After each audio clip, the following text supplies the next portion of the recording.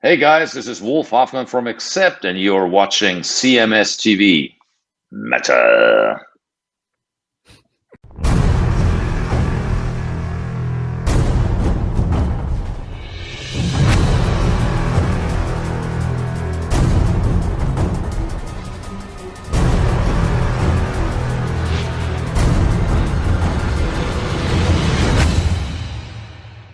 It is your classic metal show right here on the classicmetalshow.com. Kicking off the show tonight, we heard something brand new from the forthcoming Red Rain release, Don't Look Back, with No Peace, No Love. And we just heard Keel there with Speed Demon. And coming to the mic is my good friend and partner and weed demon, Chris Akin. What's going on there, Chris? I wish I was a weed demon tonight. I wish I was stoned. That'd be great. You're not rolling stoned? Not tonight. I'm rolling sober. Oh, boy. I'm rolling with the rewards, baby. Yeah. How many of those bottles do you go through a week? Do you know? About 2 a day. That's all? Just 2? Yeah, I drink two a day, 3 on Sundays. And then the rest of the time it's water. Oh, I see. So it's not just that. No. It's coffee in the morning, about a pot of coffee to get me going. Pot, huh? Yeah, well, like 2. I use that hand job mug that I bought, that I got. You've seen it. Obviously, everybody that's watched this show has seen me drink out of it. Sure. I use that takes like 2/3 of the pot, and I drink 2 of those in the morning. Then I drink water most of the day, and then I mix in a reward with like lunch and dinner. I see. So then the rest of the time it's water. So that's your reward? That is my reward. That's your reward. Yeah. Electrolyte drink. And is there a reason you got hooked on drinking those, or is that something that is like recommended from a doctor? Or No. They taste really good. They have no shit in them at all. No sugar, no additives, no flavoring, no nothing. It's all natural. This one here is strawberry kiwi, which is from the juices of strawberries and kiwis. All right. It's all natural. There's quite literally, I don't know if you can see it or not, but I'll hold it up anyway. It's all zeros across the board on all the bullshit that's in it. Okay. There's literally, the only thing there is that there's a little bit of is sodium. There's 12% sodium, but all right. Everything else is all zeros. So, okay. So are you ever tempted to spike it with a little vodka? No, honestly, dude, I'm kind of off of drinking right now again. You know how I go in like modes? Sometimes I drink a ton and sometimes I don't drink at all. Sure.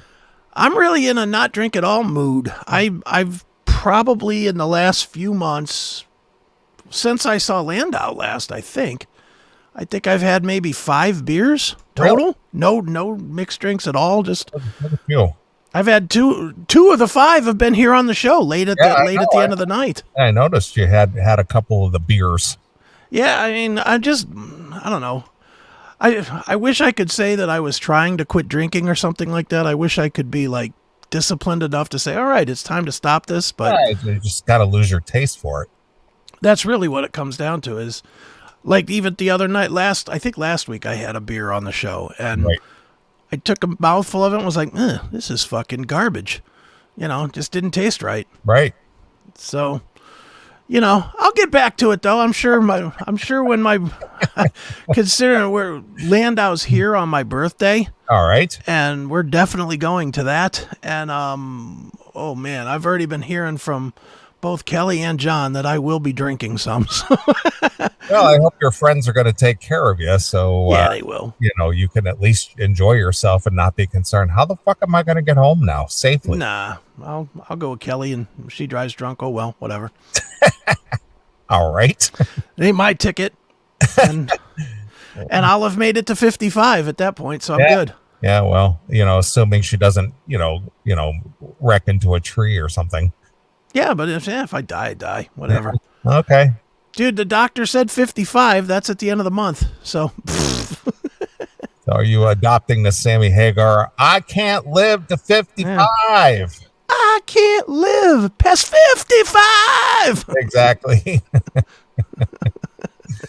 What do doctors know? They don't know shit. I still feel pretty good. I don't trust anybody. I don't trust them because I expected to feel when the doctor told me 55, I really started thinking, well, about 50, I would start feeling really shitty. Right. And I don't. I feel honestly more energized than I have in a very long time. And now part of that is probably from being a little more consistent with the yoga and the exercise and whatnot, and drinking my rewards and not drinking alcohol. Yeah, not drinking alcohol, not drinking a ton of pop or any of that kind of shit, or soda, or depending on where you are in the country. Yeah. But I just have cut all that shit out. Now, if I could just get rid of pizza, I might actually lose some fucking weight. But so pizza is a downfall for you. Pizza is my kryptonite, man. Is that right? I mean, you order lots of pizza. Oh, yeah. Really? Oh, yeah. Wow. At least once a week I have pizza. Really? Okay. Yeah, pizza is definitely my kryptonite. I don't eat sugar. That's the weird thing, because I don't eat, I'm the one fat guy on the planet that really doesn't eat cookies or cake or candy, or maybe, in the course of a year, maybe 5 times I'll eat something that's just sugar based like that. Sure. In the course of a year.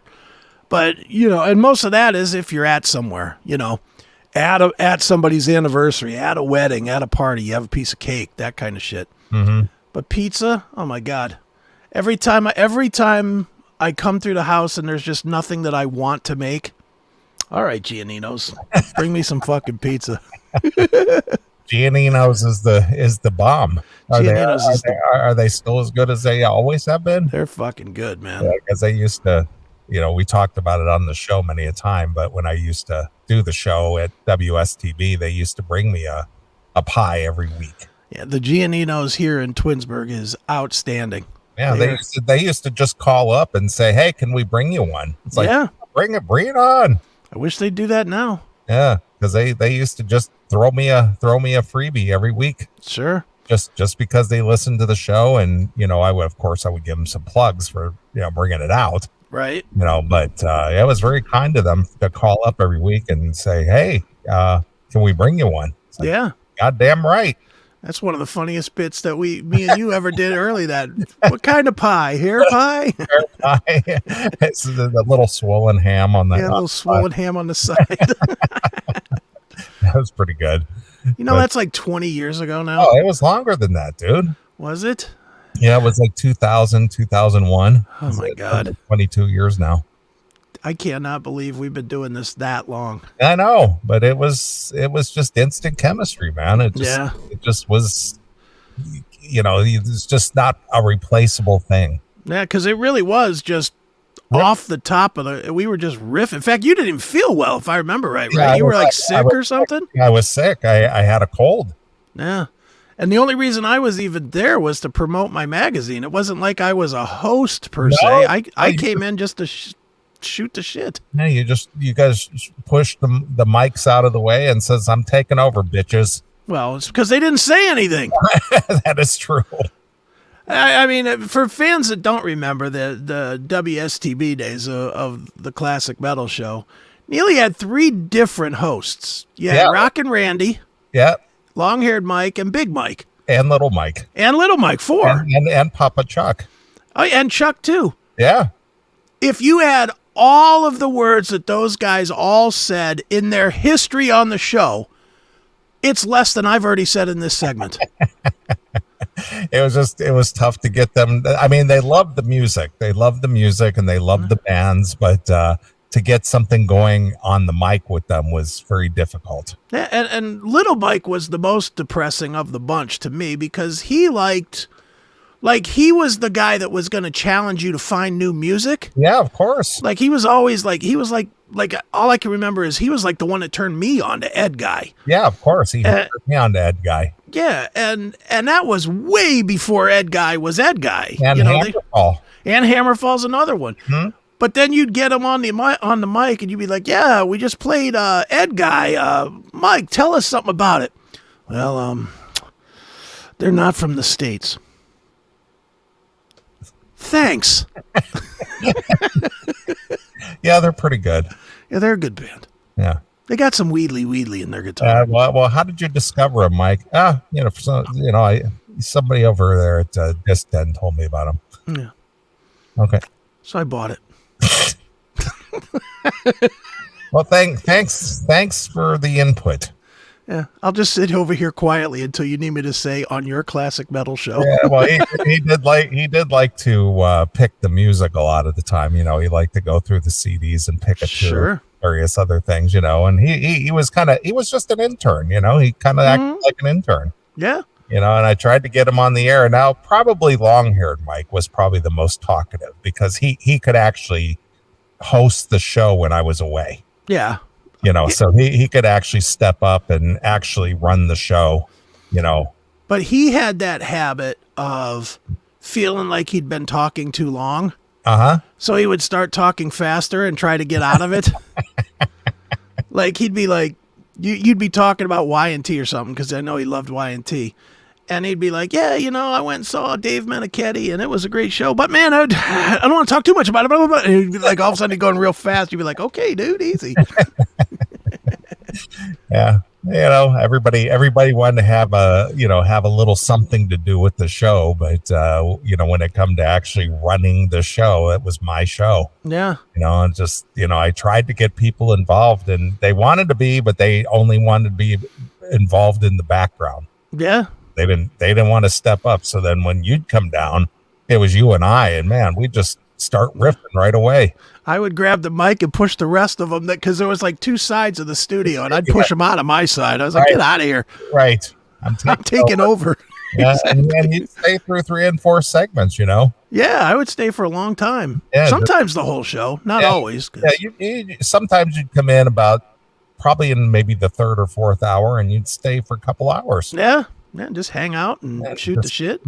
And just talk about local stuff and music and bands and concerts and, just silly stuff. And it's just like, yeah, we got a good thing going here. Yeah, those are the good old days. Yeah, but that's, but you had your own thing going on, MMS with the metal show. Yeah. And of course you were running your Music's Bottom Line paper and you were, trying to get your businesses started and sure, all this stuff. So you always had something happening. Well, I always say, I tell everybody, even in interviews that I've done, for books and stuff where people ask me about radio on a classic metal show, I always talk about how the classic metal show kind of ended my run with commercial radio. Not only because I got in trouble on commercial radio for something we did here, that's one thing, but more because I just stopped liking doing commercial radio. Yeah, because you had to be so careful. It was me and you would just be on it because the way the schedule worked was me and you did it as we do now, Saturday nights from 9 till 3, and then the metal show was Sundays 10 to midnight. And we would just, especially if any of you are familiar with some of the early talking stuff, the Laser Wolves and Scott and Anita from KEIF and, Kay and Abby and the Rev and all that stuff. That stuff was just free flowing craziness. Yeah, we didn't know what we were going to do with it, but it just, it's something that either you stumbled on or I stumbled on, and we just made something out of it.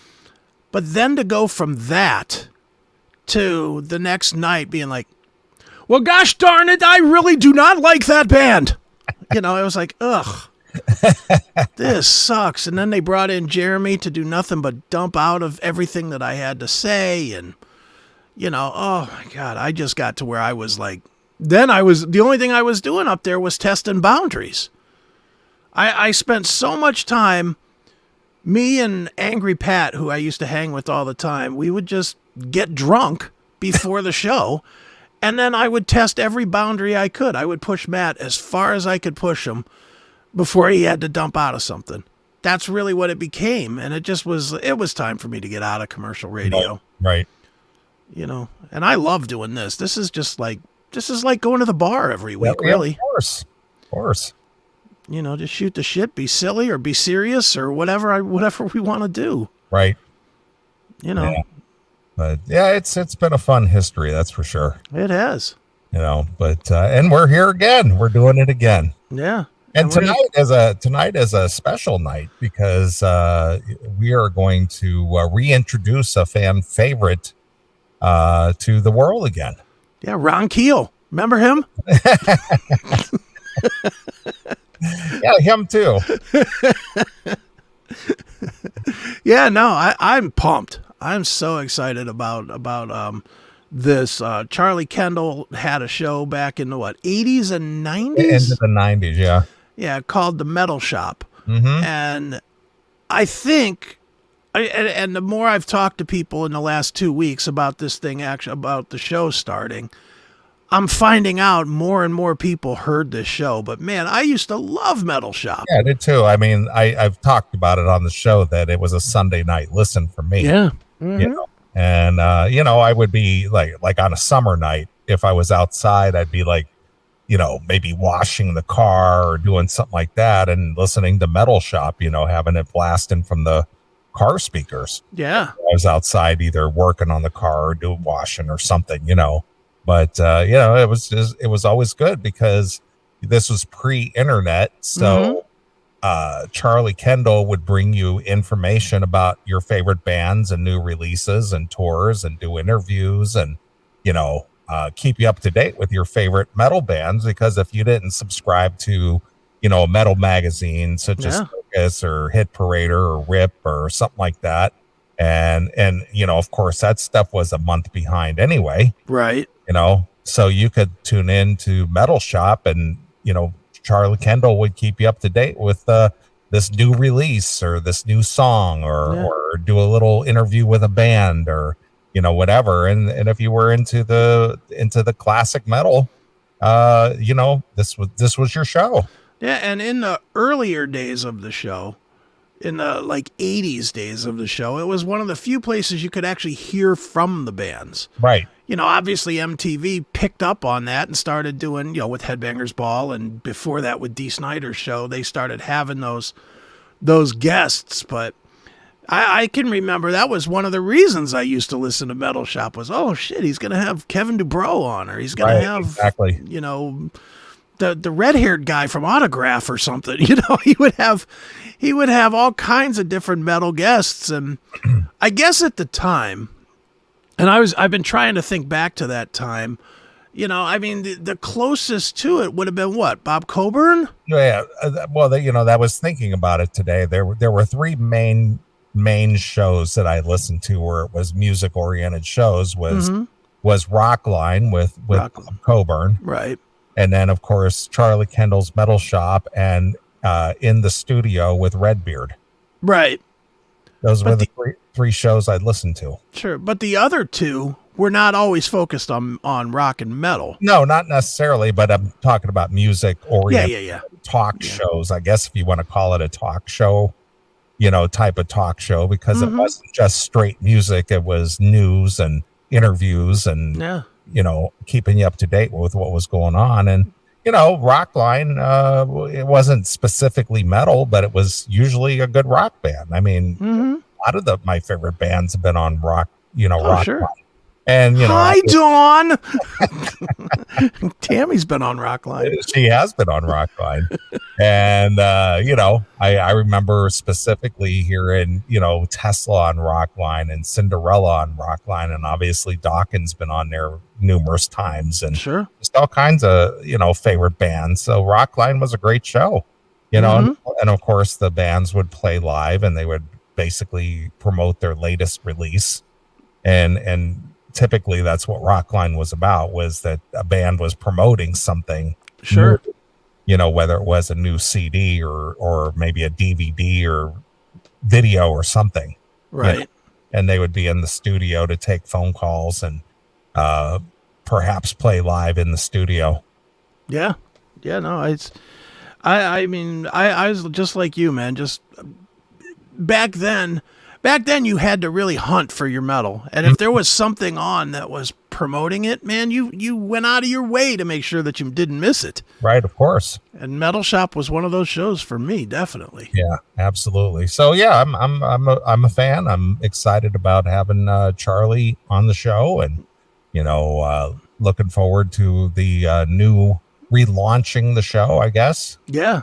And we'll see if it still has that same old magic for you or not. Well, I could tell you, as somebody that has heard the first episode, Yes, it absolutely does. oh good. It's absolutely cool, and our friend Corey's very involved with it as well, as far as like the imaging and whatnot, I believe. And I mean, it really. I was listening to it, and I was fucking 18 years old again. I was just like, I'm not gonna say who he was talking to or what he was talking about, but Right. He's talking about Band X, and he goes to the interview, and all of a sudden it's like metal shop. And I'm like, holy shit, it's right back where I used to be. Sure, absolutely. And Charlie sounds the same. You know how sometimes these guys come back and they're older and they just sound terrible? Yeah, their vocal cords are not quite as resilient as they used to be. Yeah, he doesn't have any of like that Steve Perry warbling or anything. He's very right. He sounds just like he did back in the day. Sure. And I heard the first episode and I won't say how long, I don't know, because I don't know what I'm allowed to even talk about, but just listening to it, it's X amount of long, and it seemed like it was about 5 minutes. Yeah. I looked up and it was, I was just kind of working and listening to it, and I was rocking. He played some kick-ass tunes too. And then all of a sudden it's like, Metal Shop is brought to you by KRFK Media. And I was like, wait a minute. And you're just like, what the fuck? It's over? I was like, how can this be over? I just started listening. Yeah. So, well, good. I'm glad. It's a cool night for me. It's a cool night. Yeah. For you, obviously, it's a cool night for anybody who remembers Metal Shop and enjoyed it as much as Chris and I did. And I know there were a lot of listeners or a lot of fans of that. Yeah. And, I credit Metal Shop for turning me on to Armored Saint. Yeah. That was a band I knew of, but I never listened much to them. And then I heard them on, Metal Shop, and it was just like, man, I need to check these guys out a little closer, Right. So then I became a hardcore fan. Yeah. I remember, I'm trying to think, I think the first time I ever heard like Halloween or one of those bands was on Metal Shop, because that was another cool thing about Metal Shop, was it wasn't always just the radio stuff. It was really stuff that you just didn't hear unless you were a much more underground fan. I think Metal Church I might have heard for the first time on Metal Shop. Sure. So yeah, he played a lot of cool music, man. I'm excited. I haven't actually spoken to Charlie yet. There's been an email thread that I've been in, but I don't even think I've directly addressed him either. So I'm like a stupid kid tonight. I really am like, oh, this is fucking cool. Yeah. Well, anyway, it's and again, one of the influences that I took when I started this show was there was no Metal Shop when I started this show. Right. And Metal Shop definitely was, a spirit in starting this show. Sure. So definitely influence. There were numerous influences that influenced me to take the time and the effort to put this show together years and years ago, and Metal Shop was definitely one of the influences. Hell yeah, it's good stuff. So very cool. So looking forward to that. Now, when is that? In the second segment? Yeah, 10:15. So okay, very good. We have a hard 10 o'clock out, 10 o'clock Eastern out. All right, we're gonna hit the post, baby. Well, I thought it was what is it? The clock? Yeah, our clock says 10. Right. You gotta and make sure you play that ID at the top of the hour too. That's right. All these rules of radio. That's right. It's just so funny because of being the free form format that we do and the show that we do, commercial radio so much different. Yeah. You got a hard clock at 10. You got to make sure you get the traffic and weather at on the 10s. Yeah. You got to make sure you play that ID at the top of the hour. Yeah. I know. It's like with the Seth show, he still does spots and whatnot. He sells spots and does spots. And he's like completely lost any sense of radio clock now because, he's doing it with me and, I don't give a shit. So, and it just really gets to where you know, and you know this, me and you know this better than anybody. You look down and you feel like you've been talking for 5 minutes. It's like an hour and 10. Yeah, I know. It's just like, holy shit. Yeah, it just happens that way. Get into a good jag and, Yeah, and you don't want to stop. You know, that's one of the reasons the commercial radio sucks so bad is because you can't ever get into you can't ever get going. You really start riffing. You're like, well, hold on. We got to take a break now for traffic and weather on the 10s. Now the momentum is lost. Yeah, and then you got to come back. Well, we were talking. No, that stinks. Yeah. Always stinks. Right. Well, speaking of the Seth show. Yes. And now, have you expanded to two shows a week, or has it always been? It's always been. All right. Since I've been on it, it's been 2 shows a week. All right, because I thought it was only Mondays, but I've been getting your little notices, the little update notices about, do they go live at 4:00? That's right. So what was the special guests this week on the Seth show? Anything noteworthy? No. Apparently not, because what comes to mind, Chris? We had this is an old name for Cleveland people, and nobody outside of Cleveland probably know this, but we had the Fifth Wheel on. Remember that band? The Fifth Wheel. The Fifth Wheel. They were kind of like a jangly art rock alternative band from the 90s. All right. They were part of that, like, in Cleveland there was 2 scenes, I think. There was the metal scene, and then there was kind of the alternative rock scene. Kind of like Peachtree? Yeah, like Peachtree or like that. Yvette. Fifth Wheel was one of those bands. There was a whole bunch of those bands, and they were covered by the End. Remember the End, the Inner Sanctum on the End. The End. Actually, Erin Carmen, sure, a person who influenced me to do the radio show. She went to the End after she lost her gig. Sure, at WONE. All those bands, and they were one of those bands, so they were on. But yeah, they were on. We had a good show with them. It was good, kind of catching up and remembering how cool that late 90s, early 2000s local scene was, just in general, that all the bands supported everybody, and that was pretty cool. But yeah, other than that, no, we just ranted and raved about, stuff. Okay. And then we made big news on the Eric show, the Chris Akin Presents show. Well, that's what I was going for next. So yeah, what's the haps on the Chris Akin Presents show? Well, we had Ripper on, and boy, he rattled some chains. Did he? Yes. He said something to the effect of shame on Judas Priest management and the guys in the band for not even calling him for the Rock Hall induction. Wow. And it got picked up by Brave Words ran it, and then Metal Sucks ran it too, I think, and it did a lot of plays. It did a ton, which was great because it did a lot of plays. All of us on Rumble, because of course we're suspended on fucking YouTube again. Of course we are, because me and Eric dared to talk about the jab. Ooh. Oh, is that the reason why you got medical misinformation? Oh boy. And now they're not lifting the fucking strike either. That's the funny. That was our first strike on that show. And it's supposed to be 7 days. Well, we're at day 10. Yeah. And I've messaged back and forth with YouTube a couple of different times, and they keep saying, well, just wait one more day. Just wait one more day. I'm like, Eric's like, how come this shit's not up? And I'm like, who cares?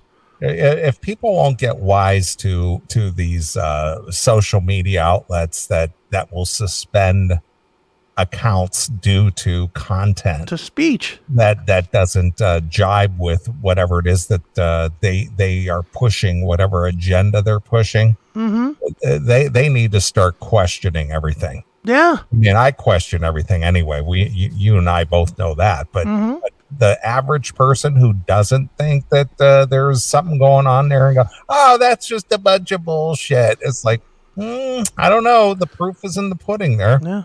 Well, we've had how many strikes on our show? 12? At least, easily. They just keep giving us strikes, and I refuse to kowtow to it. I'm just not going to do it.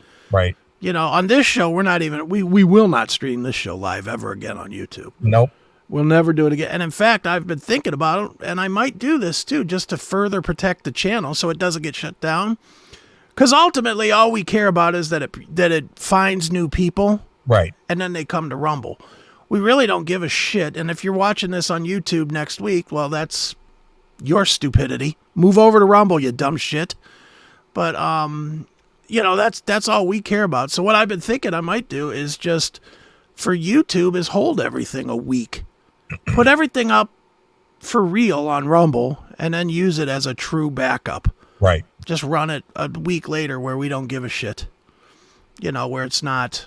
Because I don't want to compete. I don't want our Rumble channel competing with our YouTube channel. Sure. If you want it when it airs, then you can watch it on Rumble. If not, go fuck yourself. I don't have anything to watch. Well, sucks to be you. Move over. I don't have anything to watch. I tried to watch something new. Is there anything new to watch? Yeah, there is, on a different channel. But I don't want to go to a different channel. I already have all my presets. Yeah, well, tough. Then I guess you won't watch our fucking show. Right. That's really how I feel. Then you just won't see our fucking show. Right. Because I'm done with fucking YouTube, man. I fucking hate them, man. Yeah. And it's getting worse. They're already starting, now that the election is starting to fire up again, it's like everything's a fucking problem now. Of course it is. It's like, ugh. And I mean, the shit with me and Eric, I get me and you, because sometimes me and you say some harsh shit. Yeah, I get that. That's what makes that's our reputation, though. Yeah. We've done that for decades now. Yeah, and I get if they don't want that on their platform, no problem. Cool with me. But the stuff with Eric is so tame. I mean, it's honestly, Eric definitely, if I was going to put Conspiracy Guy's picture in a book, it would look just like Eric. I mean, he believes every conspiracy theory. Right. And God bless him for it, I mean, we talk about it, and sometimes I believe it, and sometimes I don't, and a lot of time, like, we had the flat Earth thing that got the whole channel, the whole CMS channel shut down. Yeah, well, how dare you talk about a concept? Yeah, but the thing that was crazy about that was you had Eric and the pastor guy that believed in it. Okay. You had Seth that was kind of indifferent to it, that was just kind of listening, and you had me that was not a believer in it. And I went in saying that I don't believe any of this shit. Convince me. And so we were literally having a discussion with no point being pushed, no agenda being pushed. It's an idea or concept that either you can accept it or question it or at least explore it, or you go, it's kind of a bizarre thing to think about or whatever. And then you go on. It's just a topical thing to talk about. Something to talk about that people be interested in listening to. And that's what got our channel killed. It's just bizarre, though. It is. Like, you can't talk about this. It's like, why? Yeah. Who am I hurting? It's what we believe. Yeah. Who am I hurting? I ain't hurting you. I'm not telling everybody that if they don't believe it, they should jump in front of a bus. Right. It's bizarre. To answer Dr. Johnny Fever here, Eric absolutely believes that the moon landing was faked. Okay. And he's got the proof to tell you. Okay. If you want to find out more about that, hit us up on Chris Akin Presents. I'm sure Eric would love to tell you all about it. Speaking of Eric, I'll be seeing him next Friday. He told me that today, actually. He's just like, yeah, we're going to hang. Me and Eric are going to hang out. Yeah. That'll be fun. Yeah. I'm always looking forward to it. And of course, Steven's always a nut. So seeing that, hanging with the guys and seeing the Piercy show and catching up. Yeah, I was taking shit from one of Eric's fans because I'm not willing to drive to Versailles to see the show. That's about like 3-hour drive for you. Yeah, it's far. Yeah, it's 3-hour drive each way. No, I'm not doing that. Yeah, I've been to that venue. It's basically a steel pole building out in the middle of nowhere. Yeah, I mean, Eric needs to play the casino. That's about my driving limit. It's I think the little building is like an indoor a go-kart track. Right. and they kind of converted into like a little music hall type venue thing, and I've been there a couple of times actually. Yeah, I mean, from what I hear, it's a nice place. It's not that I don't want to go. It's that it's 6 hours of driving. Yeah. No, I ain't doing 6 hours. I don't do 6 hours of driving in a month. Right. Let alone in one day. I'm not doing that. Well, you're going to have to fire up that CMS copter and, it's chopper down there. Look, I love Eric and all, but you know what? I see him 2 hours a week. That's enough. Right, exactly. I don't need to drive. Play the area again, I'm sure. Yeah, I'm sure at some point they'll come back over here, and when they do, as long as it's within 10 miles, I'm in. Right. Well, they're playing twice here in a short amount of time. They're playing here next week, and then they're playing at the Four Winds Casino like on the 21st or something like that. Right. So they're in the area a couple times here. Yeah. No, Eric did text me today. He said, I'm looking forward to seeing Neeley next week. Yeah. Like, so okay. next Friday I'll be hanging with the Ericster. That's cool. That's fun. We can talk all the conspiracy theories we want without getting booted off the channel. Yeah, just don't broadcast it to YouTube. Exactly. That'll be a problem. Let's not get anybody all upset. No, can't do that. Well, I don't really have a whole lot going on in my world. It's just been working home and working home and working home, and that's about it. Not much here. I mean, the only time I got out this week was to go deal with funeral and wake stuff, which was not fun. Yeah. Well, who did you tend to wake for? My pretty much best friend, Scotty. Yeah. His mom died. Okay. His mom passed away in the most horrific way possible. This is horrific. And I mean, it's public knowledge, so I guess I don't feel bad telling it. But so she was out walking her dog. Yeah. Dog's on a leash. Mm-hmm. Dog started chasing something, car, person, whatever. Yanked her, cracked into a pole. Two brain bleeds and passed away. How big was the dog? I don't know much about the dog, but she's walking along close to a pole, and the might dog have been like a stop sign pole or something. Really, it jerked her into a pole. Whacked her in the head. Wow, that's a brutal way to go. Yeah, that's one of those freak accidents. Yeah, that just sucks. Yeah, wow. Okay, I think that's the first time I've ever heard that. Yeah, I mean, you make it into your 70s, you've lived a good life. Mm-hmm. You die cracking your head. That stinks. Yeah, and your beloved animal being responsible for it. Yeah. You know how people are with their dogs. Yeah, they're animal pet or their animal children or whatever they call them. Exactly, they're fur babies. They're fur babies. Yeah. I mean, I like dogs, but I would never have one. Yeah, I don't like them. I don't want one. Yeah, I mean, I like dogs. I had dogs growing up and whatnot, and dogs just start, they're just immediately attracted to me. I always seem to, as soon as I walk in a room, a dog is like right up on me. Yeah, you can have them. But I would never have one.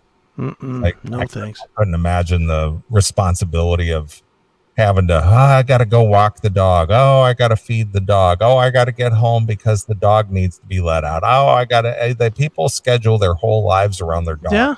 I got to get home. I got to let the dog out. Oh, I got to take the dog to the vet. Oh, I got to, it was like, oh my God, really?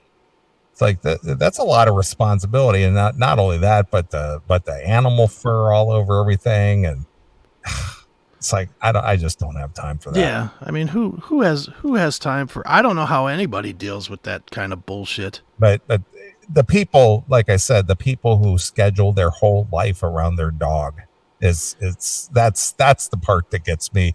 Oh, well, I can't stay very long because I got to get the dog out. Oh, I got It's like, well, I can't go on that trip with you because I have nobody to watch the dog.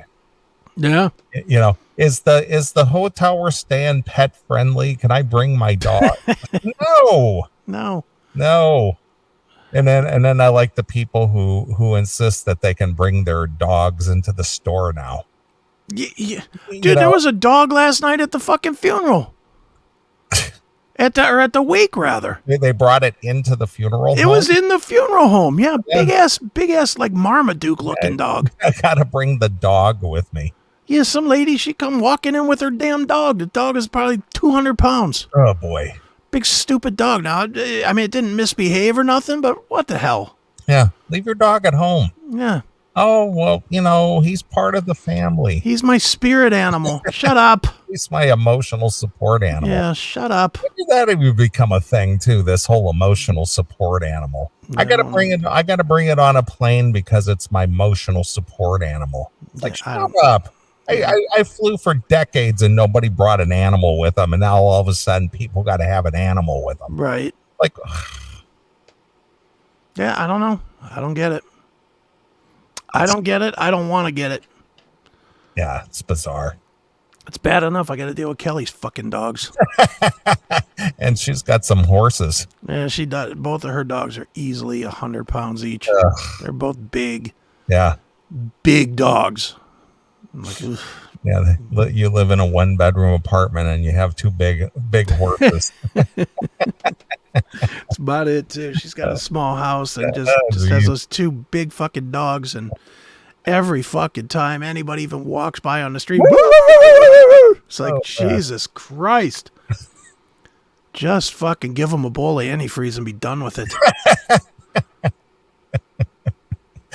I don't know, man. I couldn't be cruel to an animal, but then again, I don't want one either. So, and people who just, whose whole life revolves around their animal, it's just bizarre to me. I just like, no thanks. Dude, I can't tell you how many people told me when I first got single that I needed to get a dog. No. I had so many people like, you know what, dude, just so you don't get lonely, just get a dog. Lonely. Fuck off. Why is everybody so fearful of being by themselves? I don't know. I love being by myself. I do too. I enjoy coming home and being by myself. It's like, dude, half the reason I'm a hermit is because I can't convince myself to go spend time. I get invited to everything. I get invited to 100 things a month. I can't be pushed into spending time with other people. Right. I like my alone time. I do too. I don't, if I could be more alone, I would. Mm-hmm. If there was some way to be more alone than I am now, I don't know what that would be, but whatever that would be, that would be me. Right. I would never see people. Sure. Again, I like to go out, obviously I do go out and periodically and things, but if it was a daily occurrence, no, I'm not, once a week, once every other week, that's cool. That's great. I mean, I have this hat right here. Yeah. There's a reason, and it ain't as a joke. I really do hate people. It's just too funny. I just do. I'm with you. Every once in a while, it's fun. And it's weird because I don't know if you do this, but I do this all the fucking time. I'll talk myself out of going to stuff constantly. I did that today. Did you? I did. I was thinking. I was out this morning. I had to go to the bank, and I went to the CMS post office. Right.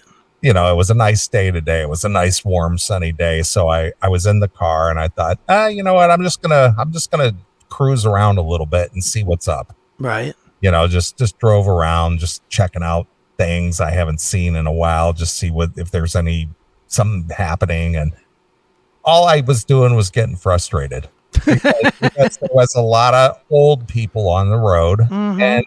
And I can't tell you how many times people were crossing the line. They couldn't stay in their lanes. They were busy looking at their phone, And one old lady, she just had me just like, I was driving on this 2-lane and she was ahead of me. Right. And then I don't know if you're familiar with it, but in Indiana has been doing away with all their traffic lights and their intersections, and they've been replacing them with roundabouts. Oh yeah, they're doing that here too. So everywhere I go, there's new roundabouts everywhere. Mm-hmm. And the roundabouts are double lane. Right. So this old lady in front of me, she took up both lanes in the roundabout. Oh, good. She straddled both lanes.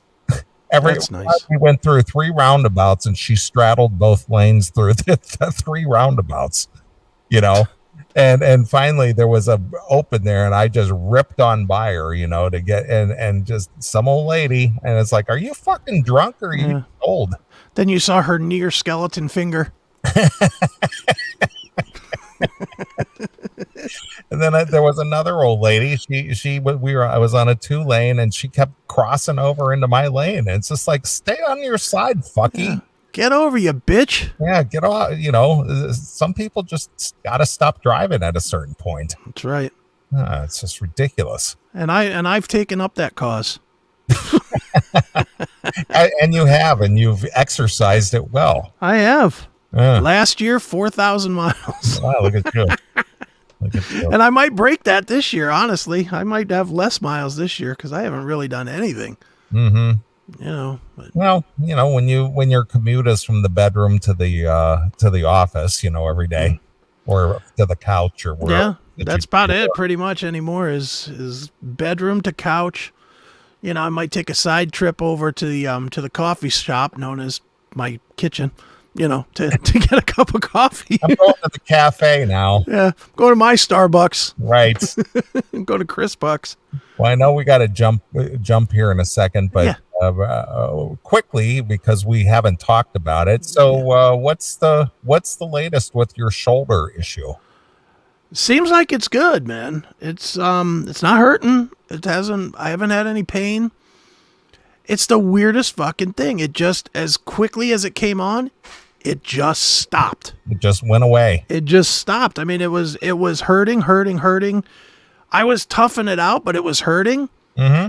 But then it just, one afternoon, it just did not hurt anymore. And it has not hurt since. So I don't know if I had, you would think the doctors would have seen this, but it almost seems like either a pinched nerve or a dislocation of like the shoulder that was pulling on the nerves or something.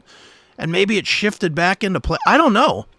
All I know is that I'm petrified that it'll come back again. Well, that like certain things like stretching. Right. Like how in the morning you just instinctively, right. You just kind of, you don't even think about it. Well, I think about it now. Yeah. Now in the morning I get out of bed, I'm like, what am I doing here? Just be careful. Just being careful. But and I think part of it has been too, is I've been, I have that, Nautilus machine here in the living room. I've been doing that as well, pull downs and stuff to strengthen the shoulder with a whole lot of weight on it, a whopping 50 pounds of weight. Cause I'm petrified of hurting it again. Yeah, of course.